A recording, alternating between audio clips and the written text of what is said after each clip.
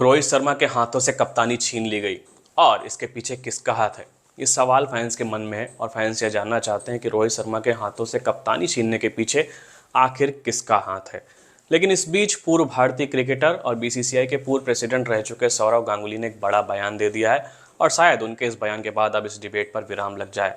सौरव गांगुली ने India today से बातचीत करते हुए कहा, मुझे नहीं लगता कि यह बर्खास्तगी है, यह सहमति से लिया गया फैसला है और हर दिग्गज क्रिकेटर के जीवन में ऐसा पल आता है और मेरे साथ भी यही हुआ था। तो यहाँ पर सौरव गांगुली का रोहित शर्मा को लेकर साफ तौर पर यही कहना है कि रोहित शर्मा अब उम्र के इस पड़ाव पर पहुंच चुके हैं तो उनके साथ ये होना बिल्कुल जायज़ है। हालांकि उन्होंने रोहित शर्मा की उम्र को लेकर ये भी कहा कि हर क्रिकेटर के साथ ऐसा होता है, मेरे साथ भी यही हुआ था, राहुल द्रविड़ के साथ भी यही हुआ था और जब शुभमन गिल 40 साल के हो जाएंगे तो उनके साथ भी यही होगा। यानी उनका साफ तौर पर कहना है कि रोहित शर्मा की बढ़ती उम्र को देख